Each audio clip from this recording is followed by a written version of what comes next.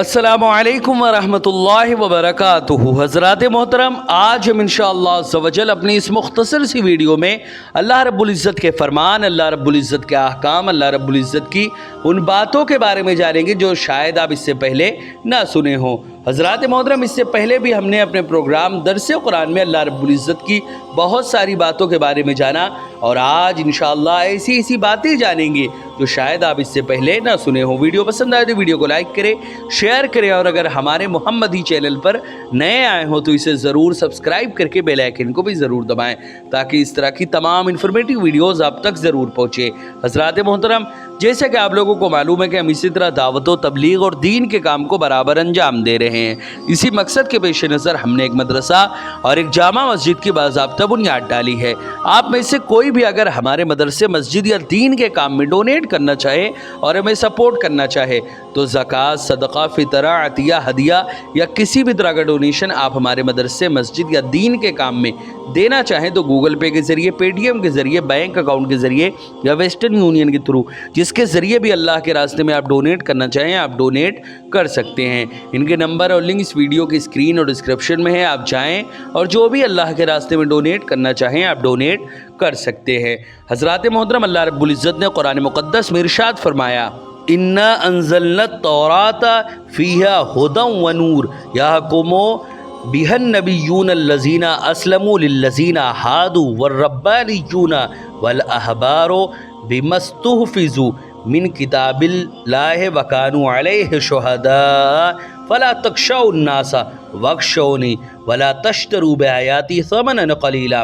वमन लम यहकुम बिमा अंज़लल्लाहु फ़उलाइका हुमुल काफ़िरून। हज़रात मोहतरम, इसमें अल्लाह ने फरमाया, बेशक हमने तौरेत नाजिल फरमाई जिसमें हिदायत और नूर था। उसके मुताबिक अंबिया जो अल्लाह के फरमाबरदार बंदे थे यहूदियों को हुक्म देते रहे, और अल्लाह वाले यानी उनके औलिया और उलमा भी उसी के मुताबिक फ़ैसले करते रहे। इस वजह से कि वो अल्लाह की किताब के मुहाफिज बनाए गए थे और वो उस पर निगहबान और गवाह थे। बस तुम इकामत दीन और अहकाम इलाही के निफाज के मामले में लोगों से मत डरो और सिर्फ मुझसे डरा करो, और मेरी आयात यानी अहकाम के बदले दुनिया की हकीर कीमत ना लिया करो। और जो शख्स अल्लाह के नाजिल करदा हुक्म के मुताबिक फ़ैसला और हुकूमत ना करे सो वही लोग काफिर है, वही लोग अल्लाह रसूल पर ईमान नहीं रखते।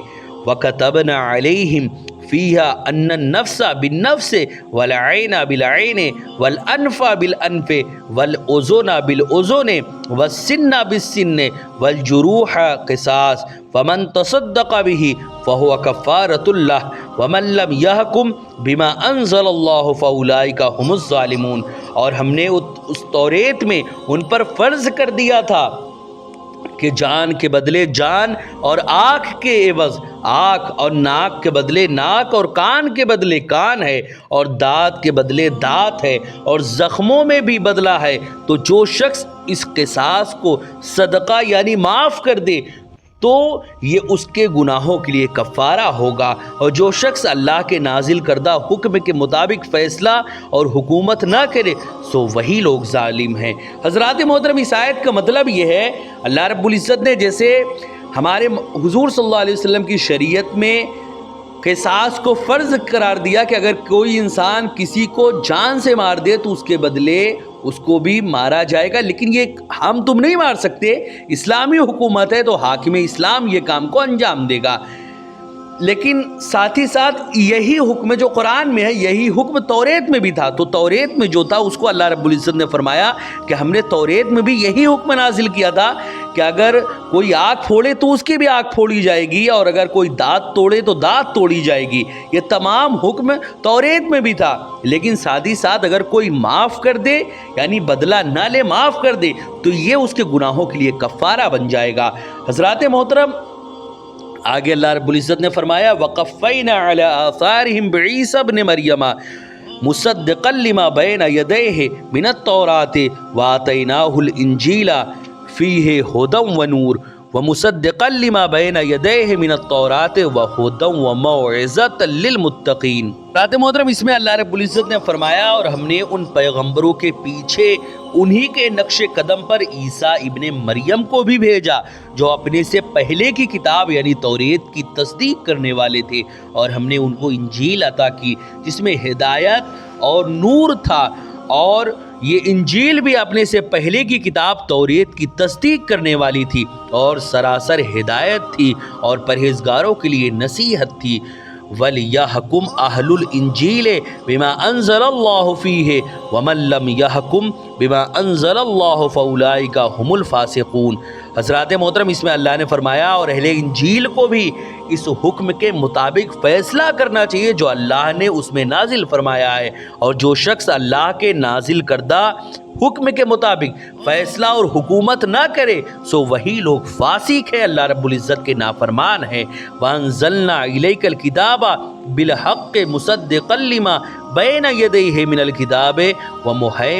وَمُهَيْمِنًا عَلَيْهِ فَاحْكُم بَيْنَهُم بِمَا أَنزَلَ اللَّهُ وَلَا تَتَّبِعْ أَهْوَاءَهُمْ عَمَّا جَاءَكَ مِنَ الْحَقِّ لِكُلٍّ جَعَلْنَا مِنكُمْ شِرْعَةً ومنهاجا ولو شاء الله لجعلكم أمة واحدة ولكن ليبلوكم فيما آتاكم فاستبقوا الخيرات إلى الله مرجعكم جميعا فينبئكم بما كنتم فيه تختلفون۔ اور اے نبی مکرم ہم نے آپ کی طرف بھی سچائی کے ساتھ کتاب نازل فرمائی ہے جو اپنے سے پہلے کتاب کی تصدیق کرنے والی ہے اور اس کے اصل احکام اور مضامین پر نگہبان ہے، پس آپ ان کے درمیان ان احکام کے مطابق فیصلہ فرمائے جو اللہ نے نازل فرمائے ہیں، اور آپ ان کی خواہشات کی پیروی نہ کریں اس حق سے دور ہو کر جو آپ کے پاس آ چکا ہے۔ ہم نے تم میں سے ہر ایک کے لیے الگ شریعت اور کشادہ راہ عمل بنائی ہے، اور اگر اللہ چاہتا تو تم سب کو ایک شریعت پر متفق اور ایک ہی امت بنا دیتا، لیکن وہ تمہیں ان الگ الگ احکام میں آزمانا چاہتا ہے جو اس نے تمہیں تمہارے حسب حال دیے ہیں، سو تم نیکیوں میں جلدی کرو اور اللہ ہی کی طرف تم سب کو پلٹنا ہے، پھر وہ تمہیں ان سب باتوں میں حق و باطل سے خود ہی آگاہ کر دے گا جن میں تم دنیا میں اختلاف کرتے رہتے تھے۔ وَأَنِحْكُمْ بَيْنَهُمْ بِمَا أَنزَلَ اللَّهُ وَلَا تَتَّبِعْ أَهْوَاءَهُمْ وَاحْذَرْهُمْ أَن يَفْتِنُوكَ عَن بَعْدِ مَا أَنزَلَ اللَّهُ إِلَيْكَ فَإِن تَوَلَّوْا فَاعْلَمْ أَنَّمَا يُرِيدُ اللَّهُ أَن يُصِيبَهُم بِبَعْضِ ذُنُوبِهِمْ وَإِنَّ كَثِيرًا مِّنَ النَّاسِ لَفَاسِقُونَ۔ حضرات محترم اس میں اللہ رب العزت نے فرمایا اور اے حبیب ہم نے یہ حکم کیا کہ آپ ان کے درمیان اس فرمان کے مطابق فیصلہ فرمائیں جو اللہ نے نازل فرمایا ہے، اور ان کی خواہشات کی پیروی نہ کریں اور آپ ان سے بچتے رہیں، کہیں وہ آپ کو ان بعض احکام سے جو اللہ نے آپ کی طرف نازل فرمائے ہیں کہیں اس سے پھیر نہ دیں، پھر اگر وہ آپ کے فیصلے سے روگردانی کریں تو آپ یہ جان لیں کہ بس اللہ ان کے بعض گناہوں کے باعث انہیں سزا دینا چاہتا ہے، اور لوگوں میں سے اکثر نافرمان ہوتے ہیں۔ افحکم الجاہلیت یبغون ومن احسن من اللہ حکما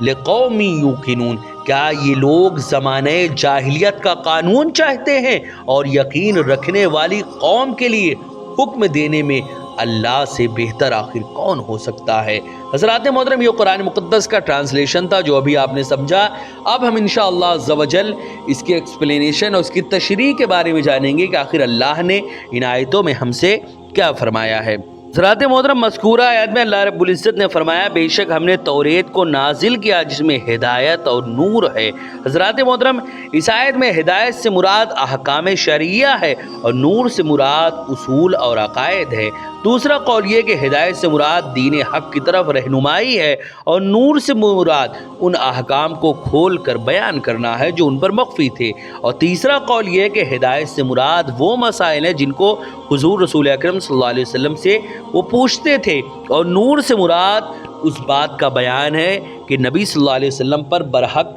یعنی نور سے مراد کئی سارے اقوال ہیں، اور ایک جو قول ہے وہ یہ ہے کہ نور سے مراد اس بات کا بیان ہے کہ نبی صلی اللہ علیہ وسلم برحق نبی ہیں، اور اس آیت میں یہ دلیل ہے کہ ہم سے پہلی شریعت بھی ہم پر لازم ہے تاوقتے کہ اس کا منسوخ ہونا ہم کو معلوم ہو جائے، کیونکہ اللہ رب العزت نے فرمایا توریت میں ہدایت اور نور ہے۔ اگر توریت کے احکام حجت نہ ہو تو ہدایت اور نور وہ کیسے رہے گی؟ حضرات محترم، اس آیت میں اللہ رب العزت نے بتلایا کہ زانیوں کا جو مقدمہ لے کر یہ ہمارے نبی صلی اللہ علیہ وسلم کے پاس آئے ہیں، انبیاء سابقین جو اللہ تعالیٰ کے مطیع اور فرما بردار تھے، وہ ایسے مقدمات کا توریت کے مطابق فیصلے کرتے رہے ہیں، اور اولیاء اور علماء بھی اس کے مطابق فیصلے کرتے رہے ہیں، اور اس سے مراد یہ ہے کہ ہمارے نبی حضرت محمد مصطفیٰ صلی اللہ علیہ وسلم نے ان زانیوں کے متعلق جو رجم کا فیصلہ کیا ہے وہ بھی توریت کے مطابق ہے، اور ان علماء سے توریت کی حفاظت کرائی گئی ہے، اور یہ علماء اس کی شہادت دیتے تھے کہ نبیوں نے جو یہودیوں کے مقدمات میں توریت کے مطابق جو فیصلہ کیا ہے وہ صحیح ہے۔ حضرت ابن عباس رضی اللہ تعالی عنہما نے اس کی تفسیر میں فرمایا کہ وہ اللہ والے اور علماء جو ہے وہ نبی کے متعلق شہادت دیتے تھے کہ آپ اللہ کے برحق نبی ہیں، آپ پر اللہ کی طرف سے کلام نازل ہوا ہے، اور یہودیوں کے اس مقدمے میں آپ نے جو فیصلہ کیا ہے وہ صحیح ہے اور توریت کے مطابق ہے۔ اور اس کے بعد اللہ رب العزت نے یہود کے علماء اور راہبوں سے فرمایا سو تم لوگوں سے نہ ڈرو، یعنی اللہ رب العزت نے یہود کے علماء اور راہبوں سے فرمایا سو تم لوگوں سے نہ ڈرو، مجھ سے ڈرو، اور میری آیتوں کے بدلے میں تھوڑی قیمت نہ لو۔ یعنی سب سے پہلی بات تو ان کی حالت یہ تھی کہ وہ لوگ امیر لوگوں سے پیسے لے کر فیصلوں کو بدل دیا کرتے تھے، اسی لیے اللہ نے فرمایا امیر لوگوں پر اللہ کی حدود نافذ کرنے کے سلسلے میں تم یہ خوف نہ کرو، پھر تمہارے نذرانے اور وظیفے جو امیروں سے ملتے تھے وہ بند ہو جائیں گے، بلکہ اس بات سے ڈرو کہ اگر تم نے اللہ کی حدود کو نافذ نہ کیا اور امیروں کے نذرانوں کے لالچ میں توریت کی آیتوں کا غلط مطلب بیان کیا تو پھر آخرت میں تم کو بہت ہولناک اور دائمی عذاب ہوگا۔ اس آیت کے اس حصے سے بھی یہ واضح ہوتا ہے کہ توریت کے جو احکام قرآن اور حدیث میں بغیر انکار کے بیان کیے گئے وہ بھی ہم پر حجت ہیں۔ حضرات محترم، اسی طرح اور بھی کئی ساری باتیں ہیں۔ اللہ رب العزت نے ایک اور مقام پر فرمایا، یعنی اس آیت کے آگے ہی فرمایا کہ ہم نے ان پر توریت میں یہ فرض کیا تھا کہ جان کا بدلہ جان، اور آنکھ کا بدلہ آنکھ، اور ناک کا بدلہ ناک، اور کان کا بدلہ کان، اور دانت کا بدلہ دانت، اور زخموں میں بھی بدلہ ہے۔ حضرات محترم، اس آیت کا شان نزول اب ذرا سمجھیے۔ امام ابو جعفر محمد بن جریر طبری رحمۃ اللہ علیہ روایت کرتے ہیں، ابن جریر بیان کرتے ہیں کہ جب بنو قریظہ نے یہ دیکھا کہ یہودی اپنی کتاب میں رجم کو چھپاتے تھے اور حضور رسول اکرم صلی اللہ علیہ وسلم نے ان کے درمیان رجم کا فیصلہ فرما دیا، تو بنو قریظہ نے کہا اے محمد ہمارے درمیان اور ہمارے بھائی بنو نذیر کے درمیان فیصلہ کر دیجئے۔ نبی صلی اللہ علیہ وسلم کے تشریف لانے سے پہلے بنو نذیر اپنے آپ کو بنو قریظہ سے افضل، برتر اور عزت دار سمجھتے تھے۔ اگر بنو نذیر میں سے کوئی شخص بنو قریظہ کے کسی شخص کو قتل کر دیتا تو وہ اسے آدھی دیت دیتے تھے، اور اگر ان کے کسی فرد کو بنو قریظہ کا کوئی شخص قتل کر دیتا تو اس سے پوری دیت لیتے تھے۔ حضور رسول اکرم صلی اللہ علیہ وسلم نے فرمایا قریظہ کا خون نذیری کے برابر ہے۔ یہ سن کر بنو نذیر غضبناک ہو گئے اور انہوں نے کہا ہم رجم کے معاملے میں آپ کی اطاعت کبھی نہیں کریں گے اور ہم اپنی حدود کو جاری کریں گے جن پر ہم پہلے عمل کرتے تھے۔ اس وقت یہ آیت نازل ہوئی، کیا تم جاہلیت کے حکم کو طلب کر رہے ہو؟ اور یہ آیت نازل ہوئی اور ہم نے ان پر توریت میں یہ فرض کیا تھا کہ جان کا بدلہ جان اور آنکھ کا جو بدلہ ہے وہ آنکھ ہوتا ہے۔ حضرات محترم، اسی طرح اس آیت میں اللہ رب العزت نے مطلقاً فرمایا کہ جان کا بدلہ جان ہے اور اس میں مسلمان یا کافر کی کوئی قید نہیں لگائی۔ اس لیے امام اعظم ابو حنیفہ رحمۃ اللہ علیہ فرماتے ہیں کہ اگر کسی مسلمان نے ذمی کافر کو قتل کر دیا تو اس کے بدلے میں مسلمان کو قتل کر دیا جائے گا، جیسا کہ اس آیت کے عموم اور اطلاق سے واضح ہوتا ہے۔ اور امام مالک، امام شافعی، امام احمد رحمۃ اللہ علیہ یہ فرماتے ہیں کہ ذمی کافر کے بدلے میں مسلمان کو قتل نہیں کیا جائے گا۔ ان کا استدلال اس حدیث سے ہے۔ یعنی امام محمد بن اسماعیل بخاری رحمۃ اللہ علیہ روایت کرتے ہیں کہ ابو حذیفہ بیان کرتے ہیں کہ میں نے حضرت علی رضی اللہ تعالیٰ عنہ سے پوچھا کیا آپ کے پاس ایسی کوئی چیز ہے جو قرآن میں نہ ہو؟ حضرت علی نے فرمایا اس ذات کی قسم جس نے دانے کو چیرا اور روح کو پیدا کیا، ہمارے پاس قرآن کے سوا اور کوئی چیز نہیں ہے ماں سوا اس فہم کے جو قرآن کو سمجھنے کے لیے ہمیں عطا کی گئی ہے، اور ماں سوا اس کے جو اس صحیفے میں موجود ہے۔ میں نے پوچھا اس صحیفے میں آخر کیا ہے؟ حضرت علی نے فرمایا دیت اور قیدیوں کو چھڑانے کے احکام اور یہ حکم کہ مسلمانوں کو کافر کے بدلے میں قتل نہیں کیا جائے گا۔ حضرات محترم انشاءاللہ بقیہ باتیں ہم نیکسٹ ایپیسوڈ میں جانیں گے۔ ویڈیو پسند آئے تو ویڈیو کو لائک کریں، شیئر کریں اور ہمارے چینل کو ضرور سبسکرائب کریں۔ السلام علیکم ورحمۃ اللہ وبرکاتہ۔